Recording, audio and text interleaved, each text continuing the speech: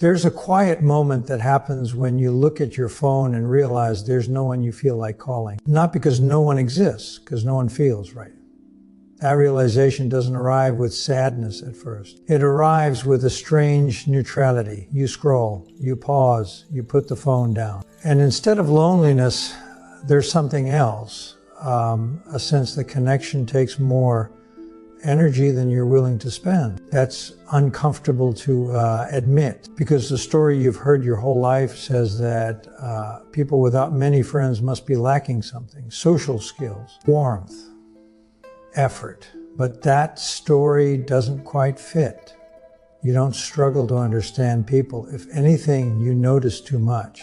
You catch shifts in tone others miss. You feel tension before words change. You sense when someone is present in body but not in mind.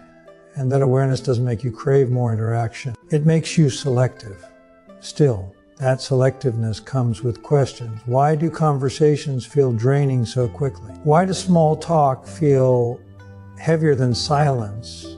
Why does being around people sometimes feel lonelier than being alone? You notice how easily you could reach out and how deliberately you don't, not because you dislike people, because being around them asks something of you that you no longer give automatically. You've tried forcing it before. You showed up, you listened, you laughed in the right places, and afterward you felt strangely empty.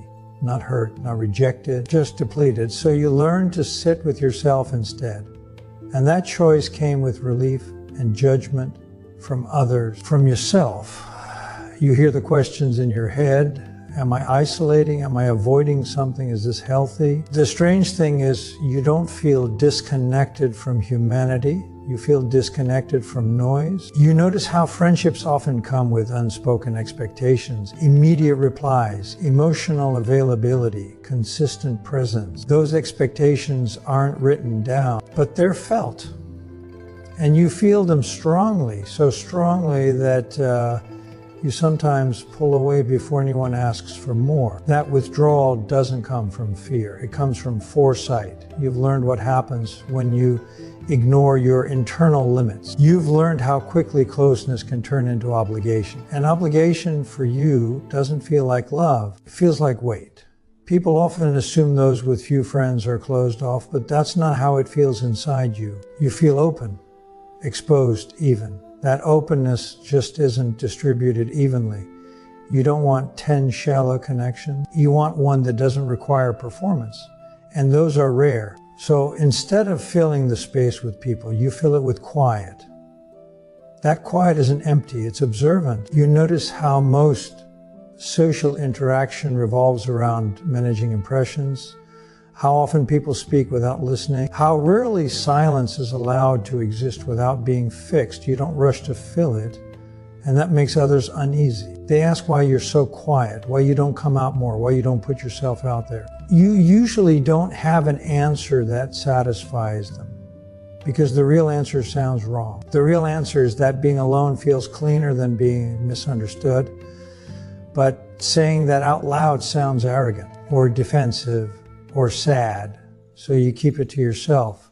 And over time, the circle grows smaller, not abruptly, gradually. You stop investing in connections that require constant explanation. You stop chasing people who only notice you when you're useful. You stop maintaining friendships out of habit. What remains is space, and space is confronting. In that space, you start noticing things about yourself. How quickly you pick up on emotional shifts. How deeply you process conversations long after they end. How strongly you react internally even when you appear calm.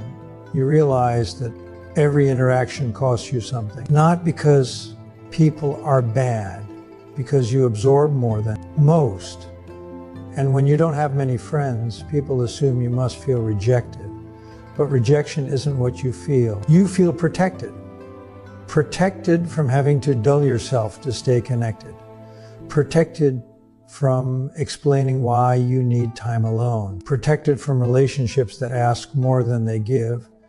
Still, There's an unease that lingers, a sense that maybe you're missing something essential, that maybe having fewer people around means something is wrong. That doubt doesn't come from inside. It comes from comparison. You see others surrounded by friends, laughing, sharing moments, and for a second you wonder if you're broken, but then you imagine yourself in those moments. The noise, the constant engagement, the surface level exchanges, and your body tightens, not with longing, with resistance. You don't envy their quantity, you envy their ease.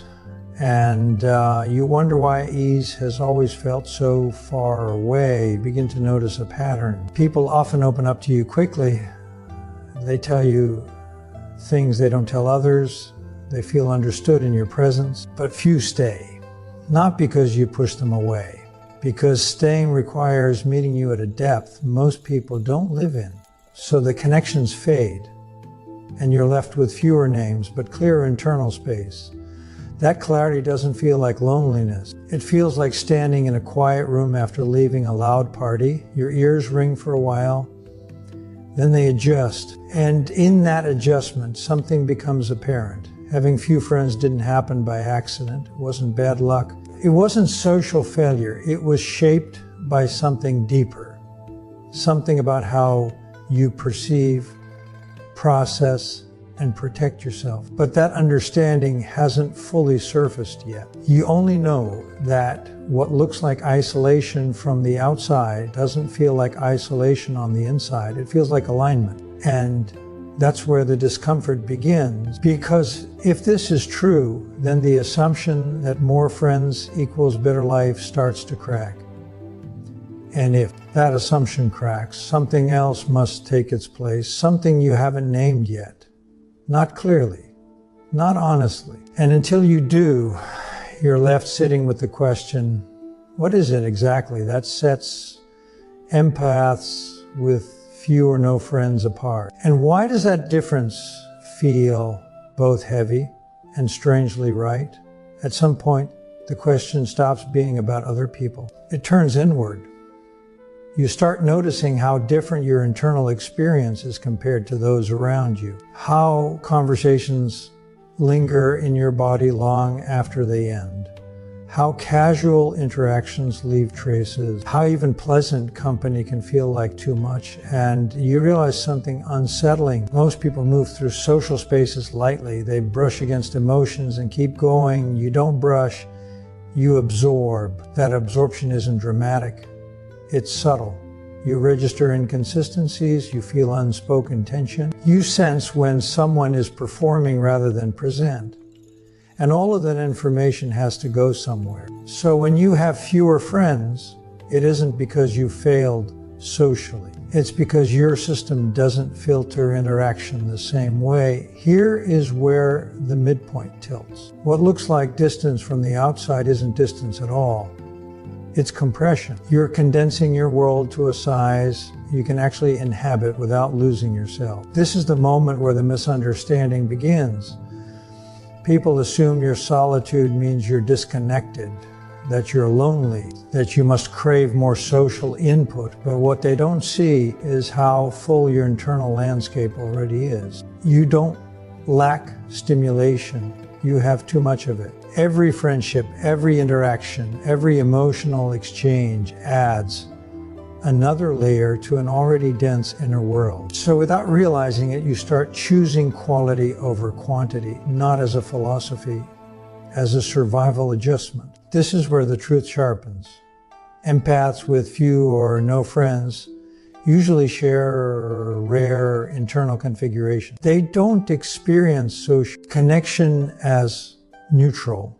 They experience it as immersive, which means every relationship demands a level of presence that most people never notice they're giving. You don't casually hang out. You tune in. You don't just listen. You track shifts. You don't simply respond. You regulate emotional space.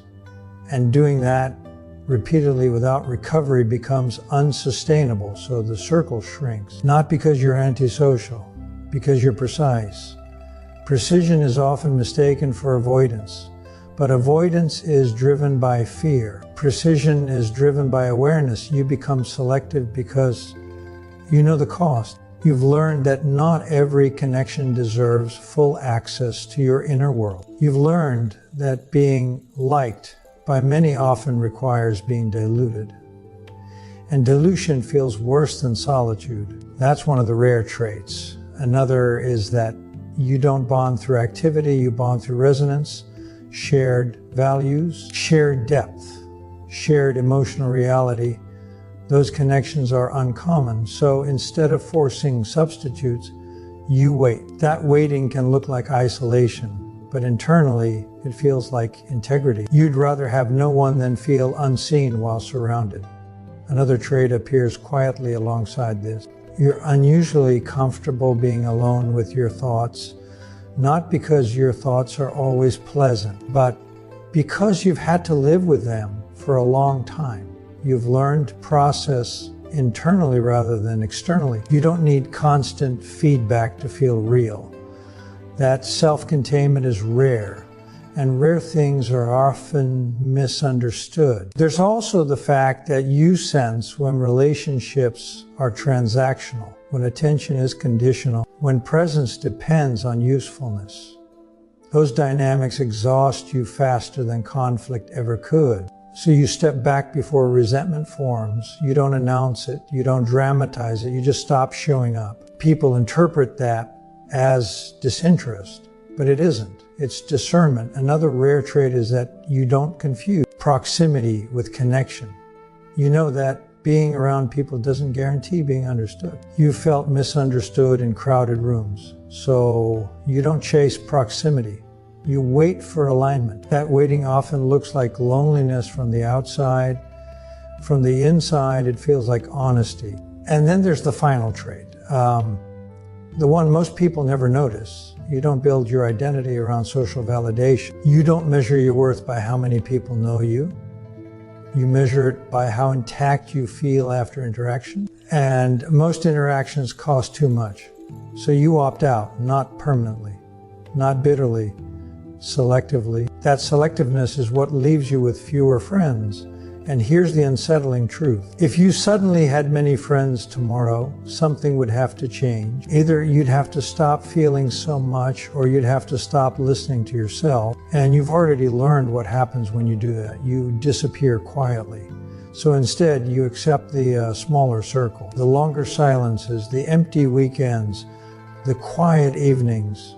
Not because you prefer isolation, but because this version of connection doesn't require you to abandon yourself. That's not a flaw. It's a configuration most people don't live with. And if you're sitting with that realization now, feeling both seen and slightly unsettled, let it sit. Because the question that remains isn't why do I have so few friends? It's something more uncomfortable. What would I have to lose about myself to have more? And once you ask that honestly, you may realize that what looks like solitude is actually restraint. And restraint, when it's chosen rather than forced, is one of the rarest forms of strength there is. Sit with that, not to resolve it, just to notice how little explanation it needs.